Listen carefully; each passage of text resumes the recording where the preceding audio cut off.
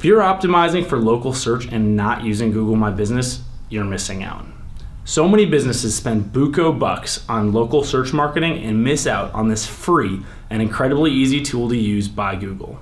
And here's the kicker. You don't even need to be an expert to use one or optimize it. So I'm going to give you 11 quick tips to optimize your Google My Business account for local search marketing. First up is to either create or claim your Google My Business account. If you've been in business a while, there's a good chance there's already a listing for your business out on Google. Just because Google knows you've been a local business in the area providing service, all you need to do is go find that listing by Googling it, click claim, and start the process of taking ownership of it. Or you can just start from scratch if you're a new business getting started. The next step is to verify your Google My Business listing. Until you verify, you won't have full access to your account. So you'll either need to hop on a phone call, answer an email properly, or more than likely, they'll send you a postcard to your place of business with a code on it. You'll enter it in, and it'll take about 5 days for your account to be verified. Step number 3 is to update your name, address, and phone number information associated with your business. Honestly, any contact information that you have should be represented on your listing, and it needs to be accurate.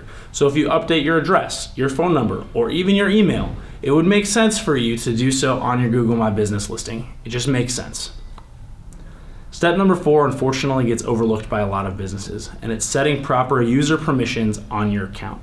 This is really important if you're having an agency work with you or even set up your Google My Business account for you. Once it's created, they should be demoted to manager, giving you full access as an owner to do what you want with your listing. They'll still have the full ability to edit, post, or make changes to it. However, you will retain full ownership of that listing. Step number 5 is setting the right hours for your business, Monday through Friday, or if you work on the weekends, Saturday and Sunday, and setting special holiday hours. The last thing you want is someone showing up to your store and finding out that you're closed. That's a negative brand impression, and you're liable for a bad review. It's really easy. All you have to do is think about when you're going to be open and closed on special holidays and add it to your Google My Business listing.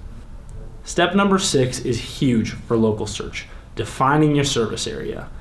Google allows you to define it by state, county, city, or a mix of those options. It's super important because when someone is making a search in that area for a service you provide, you're more likely to show up, allowing you to capture the potential business of that user simply because you defined your service area and said, yes, I am able to service you. Step number 7 is adding at least 3 high-quality images to your Google My Business listing. It's really important because honestly, it's the first impression people have with your business. You want to say, hey, I'm a professional business. This is where I'm located. This is my nice, cute office if you have one. And this is my team providing service to happy customers. Can't overstate how important this is, even though it may just seem like cutesy images or a fluff metric. Your first impression matters, and don't give up that opportunity to capture their attention. Step number 8 is another big one for local search, and it's defining your specific services. Let's say you're a roofing contractor. Sure, you may repair or replace roofs, but do you repair gutters? Do you install gutters? Do you install skylights? There's a number of other services you could and may very well provide users, and they're searching for it in your local area, and simply having your services added with your service area increases the likelihood that you'll show up for a discovery search or a user searching for a service that's not directly associated with your business. Step number 9 is another simple yet powerful tool for optimizing your Google My Business listing.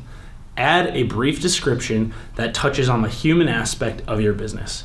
How long have you been providing service? What community have you been invested in for the last 20 years? Things that humanize you make you more likely to capture the interest of your audience. Step number 10 is all about walking users down the sales funnel and encouraging them to take that next valuable step for your service business. Do you need people to make an appointment or make a reservation or even just view your menu on your Google My Business listing? They make it super easy for you to customize that feature for the needs of your business. Don't miss out on this free opportunity to call users to take a deeper action on your site. Step number 11 is a simple one, but it's super important. You need to respond to every review on your Google My Business listing, the good ones and the not so good ones. Either celebrating a completed service with a happy customer or offering to make amends to a user who maybe didn't have the best experience. It's good on 2 fronts. One, it's very important to connect with your customers after a service has been completed. But more importantly, people viewing your reviews love to see celebration with the good and an offer to make amends with the bad. It's very simple, takes a moment of your time, and it's a huge step you can take to improving your business. Those are our 11 tips for optimizing your Google My Business listing for local search. I hope you found them useful. If you didn't, I'm sure I'll hear about it, but I'll see you on the next one.